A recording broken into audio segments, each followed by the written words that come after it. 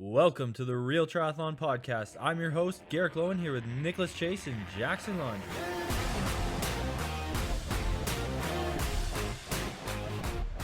Welcome back to the Real Triathlon Podcast. This is the episode where we tell you who we're voting for in the 2024 presidential election. So we'll start off. I can't vote. Jack can't vote. So, Nick, who are you voting for? I'll tell you at the end of the episode. In other news, there's a big race happening on an island in the heat and humidity with the wind that we're all getting prepped for. It's completely full. It's IRONMAN Cozumel. They just closed registration today, and the field is capped. Jack, did you manage to get into the big dance? I don't think I qualified for that one. You got to be real good at sticking within 10 meters or to 8 meters even sometimes. Those boys ride. You got to be good at it. You got to be so good at it, they don't call a penalty. Yeah, I'm not that good. Oh, my gosh. That is the one thing that I don't know why I keep going back to Cozumel and expecting anything but the same. The referees, don't worry, we're going to be out there and telling people to stay out. Nope, does not happen anytime. No one cares. Yeah, that'll be interesting. I'm not excited for the heat, but it'll be fun. But let's, in all seriousness though, Jackson, why are you eating on the podcast again? Well, we just had team meetings and freaking dinner, and you couldn't eat during the team meeting? I did, but I needed more. Is that a garlic bread? Okay. I can talk and chew. I'm really good at it. No, well, it's fine. We'll carry the show. Nick and I will do it.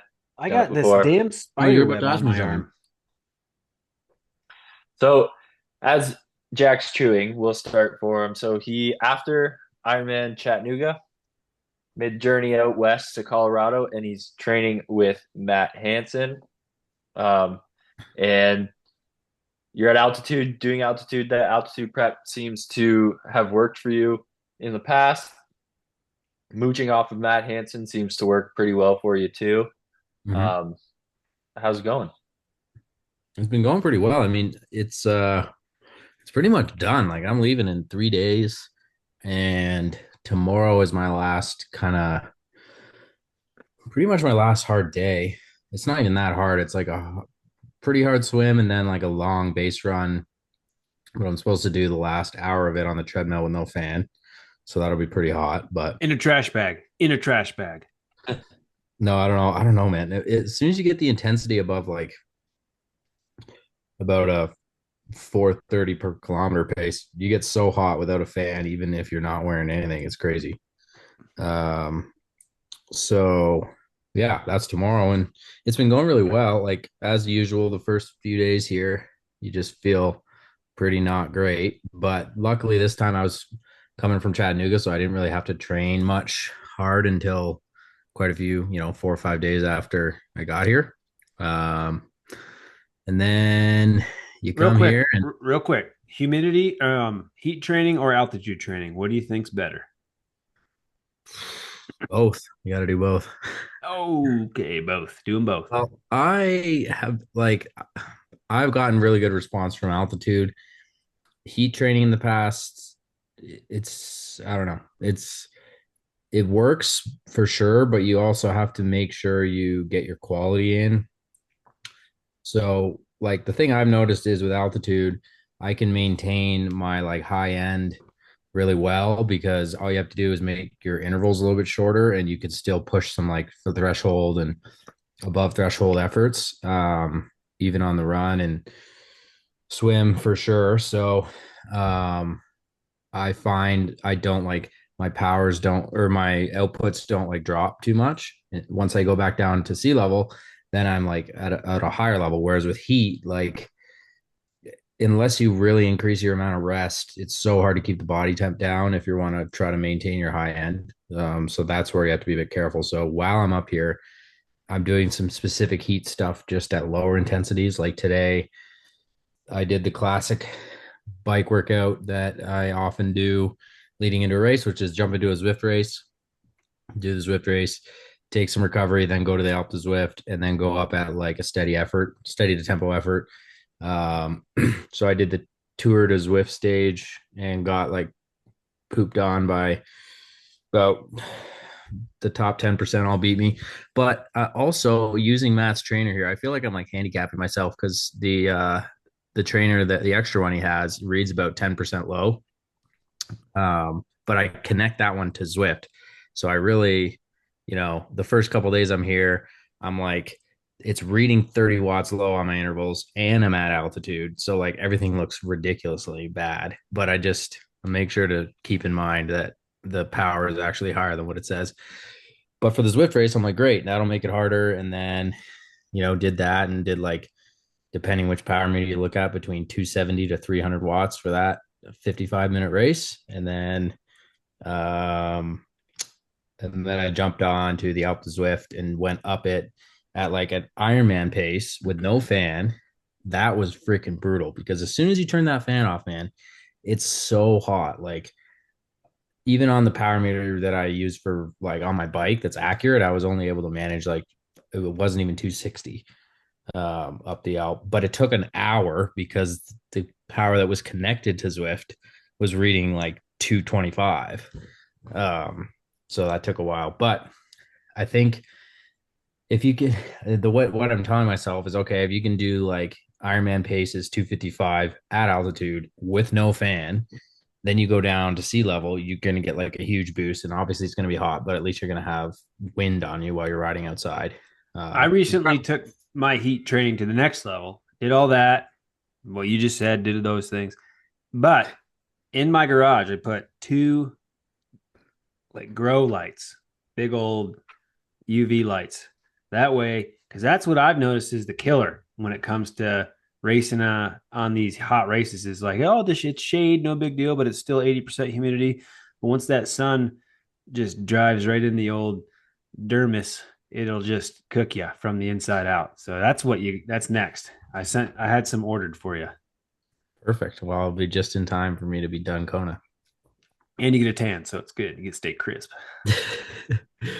But yeah, it's been good. I mean, the main goal of this block for me was to focus on my swim and run because my bike has been great. And I kind of talked with Coach James and was like, look, if we can dial back the bike volume a little bit, just still work hard and just like maintain the same level I have on the bike, I think that's great. And then I've been doing a little bit more run volume, nothing crazy, but a little bit more, and also shifting it so my run workouts are first before the bike workout. Like the run workout will come the day before, and it's really made a difference. And I've really gotten a lot of confidence in just like my efficiency and my running has come around the last couple of weeks. So that's going to be huge because running at like 350 pace at altitude here, which is whatever, under a 245 marathon, has been feeling really easy. And obviously it's gonna be hot, and in a race everything changes, but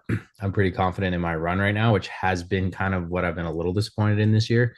And as well my swim, it's been more miss, hit and miss, but more miss.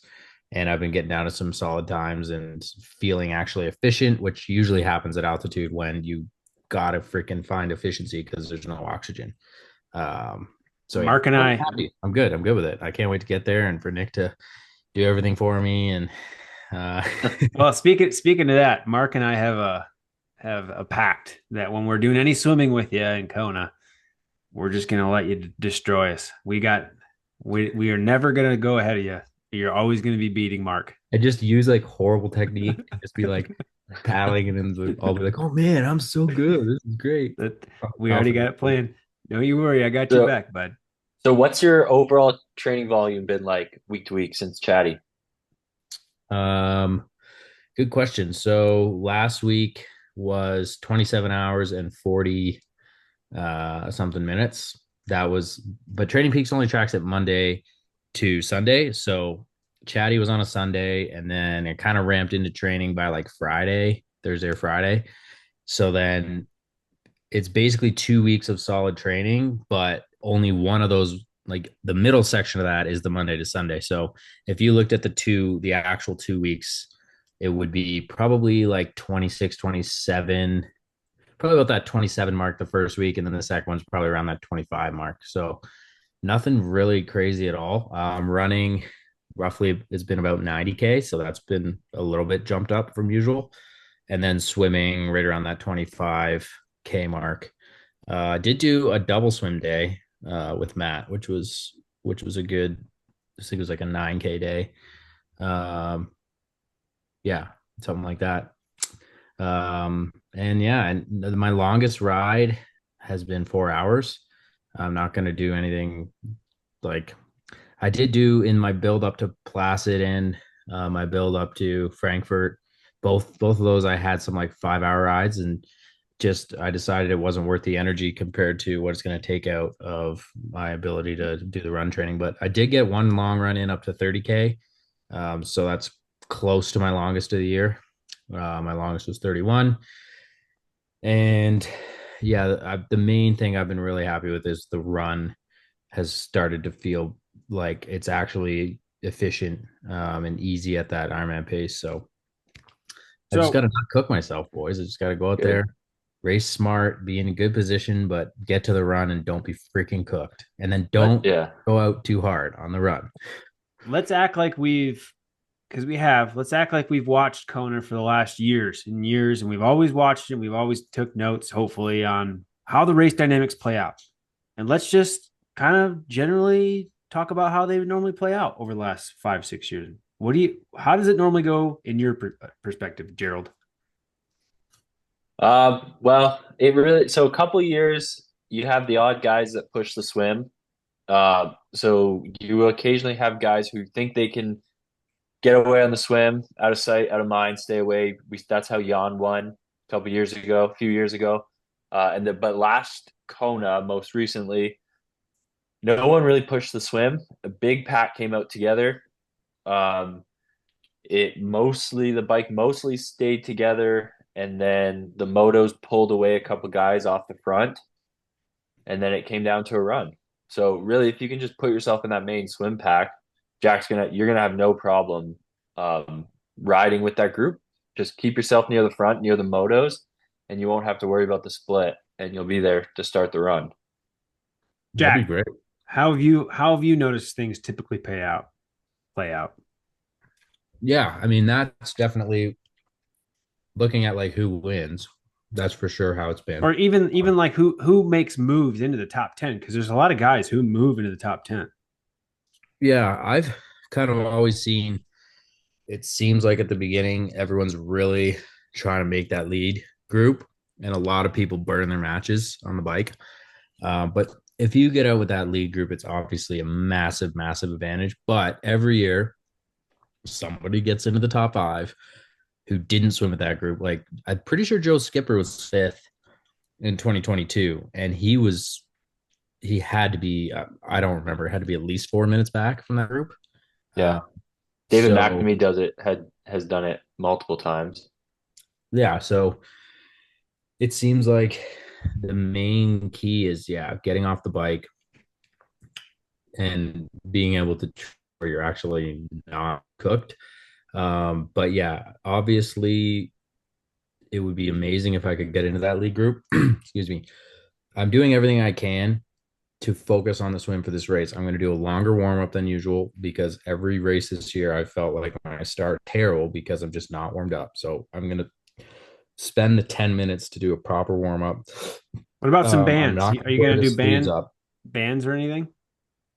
Well, as long as I get time to go in the water for long enough, I probably won't. If I can't, then I'll definitely do bands. But I'll do a lot of dynamic stretching, then I'll do a proper warm-up.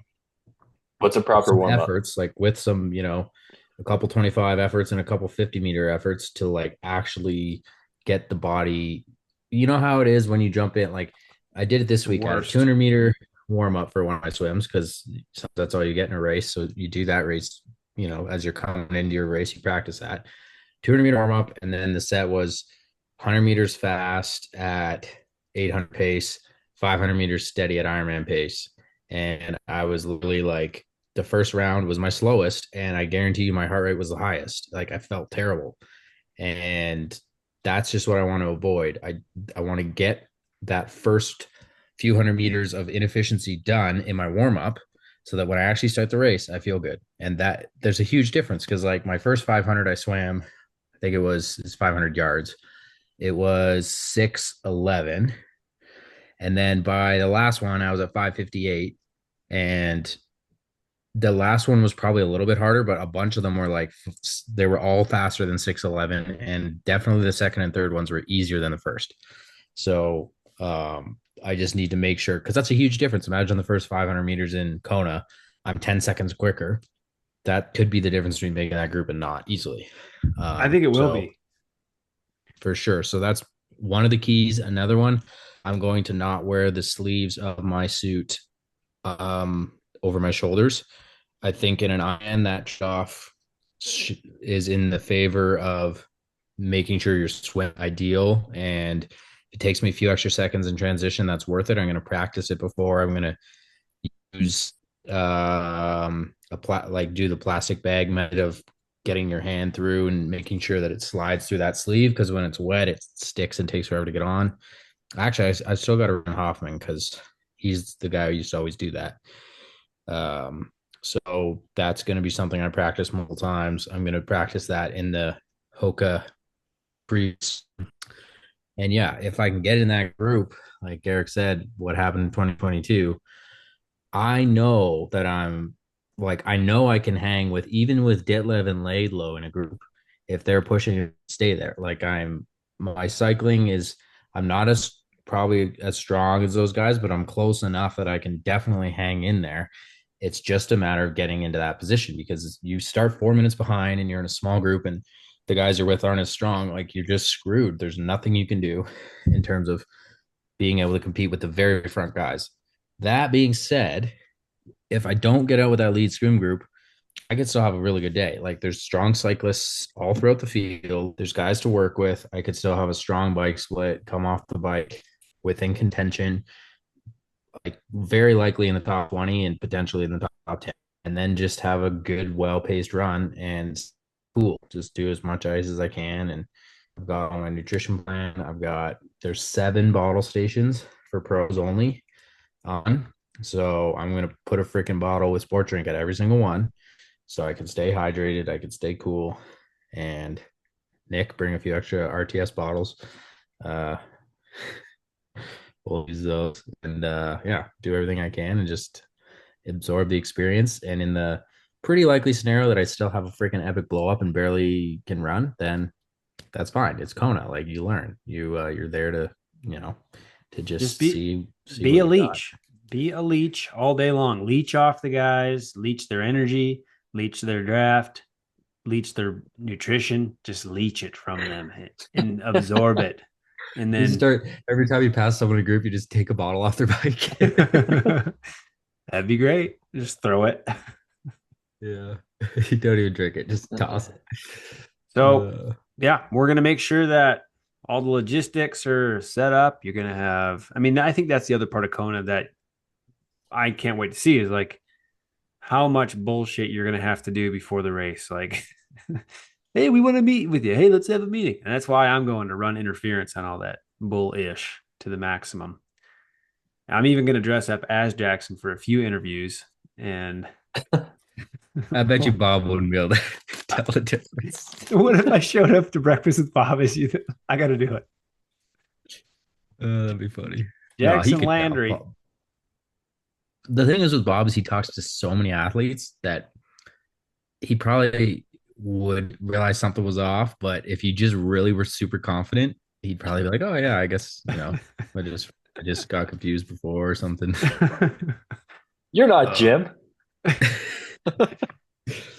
Oh man! All right, so Kona's happening. Jackson's got his epic plan, which I think you're doing it right. You're also living with a veteran of Kona, a veteran of being a champion, Matt Hansen. He's got to be really hot. And I know he's not one to pull punches. He will tell you everything he can. I guarantee it. Cause he's just that type of guy. He's straight up. He cares that everyone has a chance to do well. And he wants to beat you on your best day. same thing we would want out of anyone else. So I think that's great that you made the choice. He's there. And honestly, like I haven't looked at the full start list of who's going to be there, but I do agree. You're going to have a lot of guys coming from behind no matter what. You always are in that right top 20 swim group, even if it is a fast group of individuals. You've got that gear that you always tap into to bridge a gap. So I think it's going to be good. And then we'll just remind you to pace yourself on the run. I think that's the biggest thing. I'm 350 for the first 10K. That's just, there's no point, because even if I'm like, oh, I'm feeling great, I'll run 345. Okay, you save 50 seconds in the first 10K. So what? You can get that back later. Like, I know I'm not going to run 345 average like in Kona. That's not going to happen. I'd be happy with under 4 minute average, but I think the 350 is right around what like makes sense for me. So even if it feels so easy, it's like, okay, make it feel so freaking easy for 30K and then go for it. And then at that point, going for it is just holding the same pace. So I agree. But yeah, it's been great to have Matt here, and I've already asked him a ton of questions, and he's super generous. Him and let me stay here again. And I stayed here for like 3 weeks before like Placid. So this time around, haven't done as much training with Matt. We've done pretty much just swims, and then a couple of the trainer rides. We're kind of riding the same time, but and I did jump in on his trainer workout for the big 4-hour ride I had. So it's been really good. He's still doing the Boulder trip twice a week, and he gets up at 5 for that. So I was kind of like, I don't have that wake up in me this late in the season. This is my 10th race, 4th Ironman in 3 months. Plus Cozumel. I put your name on the start list. I forgot to tell you. So I was looking at it, and last year, so I started my season at the same time, Oceanside. Last year I raced 10 races, no fulls. They're all halves. And my last race was in December. This year, this is my 10th race. It's in October, and 4 of them are fulls. So I've raced, 40% more race distance in 6-7 weeks less time. So it's been a crazy freaking year, man. And you didn't die, get injured, be a piece of shit. Like, hey, guess what? You can do it. Guess what? Next year, add 10 more percent, bitch. Well, next year, freaking Pro Series, man. I'm going for it full on from the start. I think you'd be the perfect candidate to do the T100 and the Pro Series. And Challenge Champ. It just works perfect for you. Yeah, and get the challenge bonus too. Yeah. 3 of those races, I'll get you in there. I still think I just need one time to just not race 10 times in a year and see what I can do. And that's you said that at the start of this season. I did, like, then I'm going to start doing full Ironman. You're like, I'm going to start doing fulls, and people are like, what full are you going to do? And you're like, I'm going to do them all. South Africa probably good proof of concept. Next year, this sounds crazy, but I might do Ironman Africa and what's it called? Texas, St. George, the freaking Eagle Man and Cairns and Lake Placid. Is that like all in 8 weeks? Well, not quite, but it's all pretty tight. And what's it called? The Eagle Man is 1 week before Cairns. So do Eagle Man, just goes straight to Australia. Do Cairns. You're saying it wrong. No matter who you are, you have to say it Cairns. That's just because it's their accent. People think that's like how it's pronounced. That's just an Australian accent. That's how it is. It's Cairns. That's how they say it. Yeah, but they also say bacon instead of oh, that's the Jamaicans. But it's a location. It's a proper noun, so it's up to them how it's pronounced. That'd be like if I didn't say, "Oh yeah, I'm from Canada." Like that's how you say it. Yeah, well, you guys got to say Toronto and not Toronto. I say Toronto. Toronto. Our German neighbors were here a couple weeks ago with their friends, and they all pronounce Roth differently. Yeah, I would just like to say that. Yeah, they all say it. All 4 of them said it differently. Well, when I lived there with a couple, three of them didn't know where it was, so they all said Roth. Oh, really? Yeah. Roth. Yeah. So it depends. You know, the other one is Taupo. There's like a Taupo. I've heard both accurately from both people from New Zealand. Taupo. When you get basic strawberry Pop-Tarts, man, get some flair with that brown sugar, dog. I finished all of Nick's brown sugar Pop-Tarts from Chatty. Oh, yeah. We did buy a family pack, and I did not need it that much. You bought a 40 pack? No, family pack. Oh. Yeah, I think what else is going on? T100 this weekend's coming up. We've got Mark and Tamara throwing down. I will be there, and then I will jump. I didn't realize how much of a turnaround it is. Like Sunday, and then I fly to Kona. Like it's happening pretty darn. I didn't realize you were going to that. Are you even training for Cozumel, or what's going on there, Nick? I'm doing 30 hours of training in the next 3 days just to get topped off before T100. And then in Kona, while Jackson's sleeping, I'll be going out and riding up to Javi and coming back almost every night. And then swimming with him here and there. And then I don't know if I'll run much, probably just bike the whole time. Man. No, I don't know. At least you'll get some heat acclimation in. Yeah, it's all good, man. I mean, all in all, I'm here for the party. If I can just be out there to help RTS grow and help Jackson not deal with bullshit and be out there with his family, it's gonna be great. Garrick, then I get to come hang out in Cozumel with you and check it out. This is pretty cool. Tyler's coming with me to Cozumel, 16-year-old boy. Sick. Just him. He wants to come and see what it's all about. So he's going to be pissed when we just laying around for 6 days straight before the race. Yeah. No, not going outside today there, boy. We're going to be eat room service. And can we go to the beach? Yes, we can go to the beach for 20 minutes for our activation. Oh, God, I can't wait. Because I did tell him, I was like, we're not going to be doing much. He's like, oh, that's going to be awesome. He's like looking forward to not doing anything. He's going to bring his PlayStation and hook it up to the TV. Yeah, we will. We'll bring some Game Boy or Nintendo Switch. I mean, Game Boy. Does he have the good old Game Boy Color, Nick? No, I still have the black and white one in my garage from my childhood. Yeah. Do you guys also like? Is this just a Michigan thing?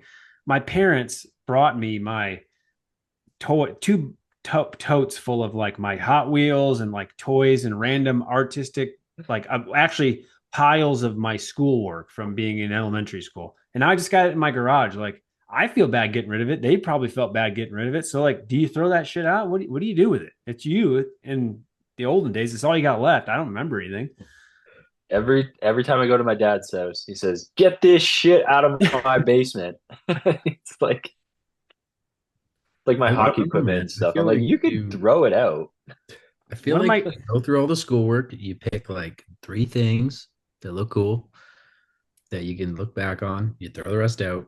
Hot Wheels, you pick your favorite one, keep that, and then you just have a little tin. It's gotta be in a metal container, like one of those old Crown Royal containers, something like that. Yeah. Okay. So I will whittle down that entire pile as much as I can into smaller totes throughout the next couple of years until it gets to that can. Because I'll probably I can't get rid of this 30-pound bicep curl machine. I had that and I was using it all the time. I can't get rid of that. Anyway, so Tyler. Jackson, do you have any paraphernalia from your childhood, or is that just all like never wanted it, never had it? I do somewhere. That's the type of thing that I can't keep track of. I don't know. So it's maybe at my parents' house. It's maybe lost.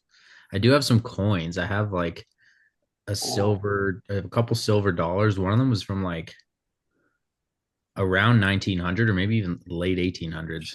I got some 1820 bullshit in my house, bruh. I got a bunch of those silver coins. Well, I got a $2 bill.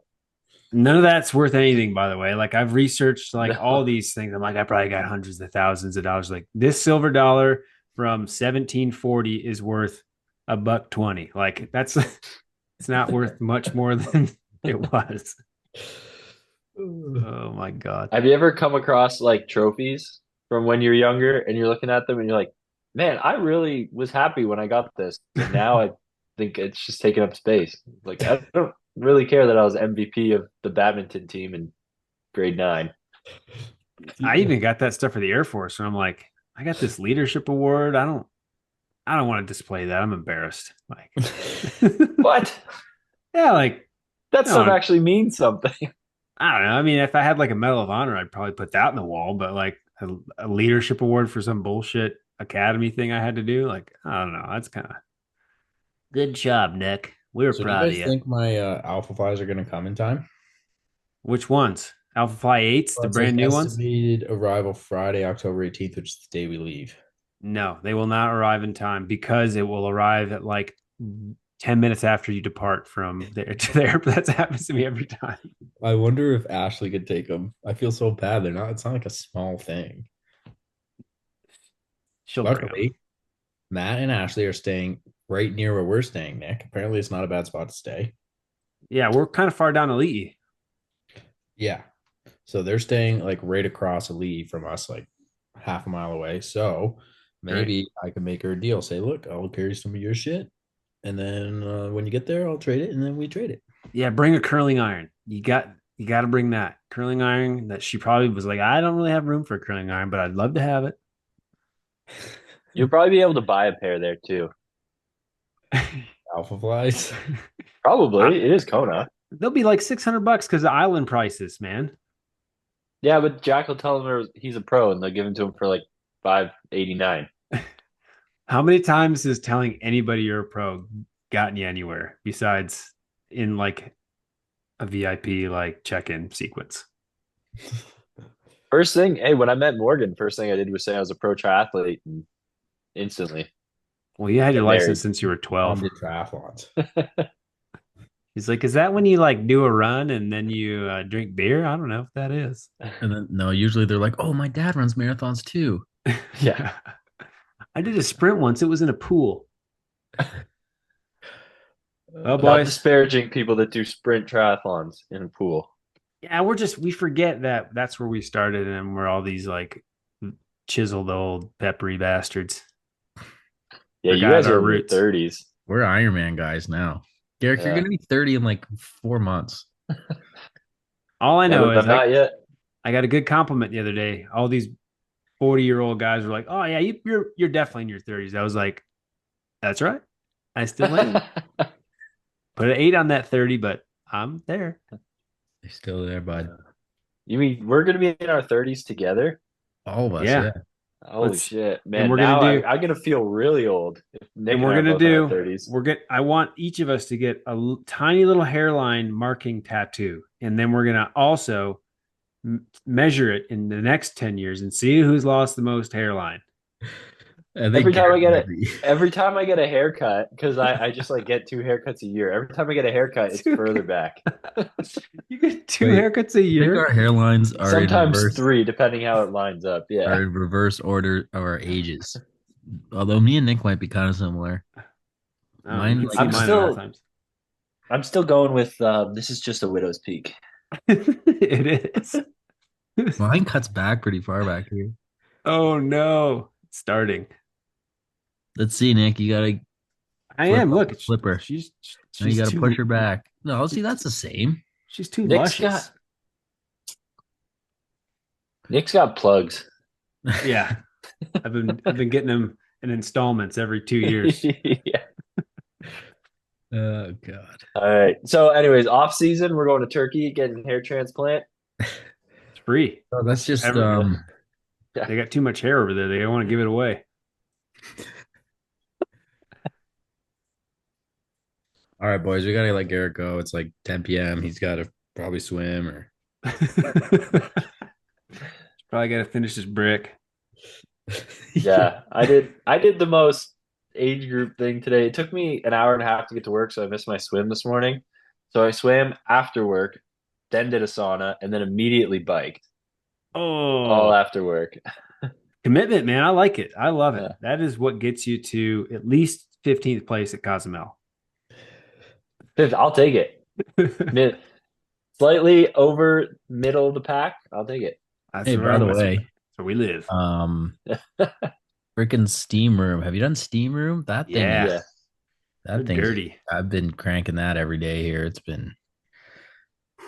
They're a little gross. It's sneakier. Yeah, they're definitely a little gross. It's sneakier than the sauna because the sauna you get in and you're like, my skin's on fire, I'm melting. But the steam room you get in, you're like, this isn't really hot. And then like 10 minutes later, you're like, I think my heart rate's about 175 right now. Yeah, you cannot breathe at all either. You're like, do they put like the menthol in it? No, they're not allowed at this one. Oh, that's you gotta go to the Lifetime. The Lifetime in Castle Rock is so nice. It's the nicest one I think I've been to. I don't know why they like still put water available to be in a public sauna, because it always says do not put any water on these rocks. And then there's always like an old guy with like a bottle, like, you boys want some of this water, and then he's like squirts it on there. You're like, that's right. You're welcome. My I dad. definitely haven't been to the Lifetime. I've been going to the Castle Rock Community Recreation Center, which is actually amazing. They have a minimum of 2 lanes for lane swimming all day long, which why the F can no one in Canada figure that out? It's very simple. Like the Our swim pool team in comes Windsor at 5 has that. p.m. and then there's 2 lanes for lane swim. They don't give them all away? That's rare. Our pool in Windsor has that. I don't know why everywhere I go is like, oh, you can swim 7 to 8, 11 to 1, or fucking 3 p.m. That's it. So we got a 30-minute, really bad. 30-minute slot at 3:30. 30-minute slot. Like freaking plan my damn day around it all the time. Whatever. Anyways. All right, Garrick. Thank you for being part of this, even though it's late for you. I always want to be a part of this, especially I'm missing the boys' trip to Kona. So you still can come out. I don't know what you're missing. I got to go to Cozumel. Me too, bud. So I know, but that means I have to miss work again. Good. It's only about $1,000 to go to Kona and back, and then you can sleep on the couch. You'd be fine. Honestly, that would be great. If it was like $1,000 for a week in Kona, and even though it's sleeping on a couch, I would do it. That's not bad at all. Well, you also got to do the floors, do the dishes, do the weeds, do the trash, do the bike. Jackson's bike. You got to do landscaping. It's in the contract. You got to do Jackson's bike mechanic skills. You got to tell him where to go. You got to tell him where to be. You got to drive him there. You got to make sure he's eating and drinking while he's there. And you got to cook him food sometimes. Well, that sounds like a lot less work than being at home. We won't tell Morgan. We love Morgan. All right, boys. Let's sign off. All right. That was a third goodbye. Yes. So until next time, peace. Peace out. Oh.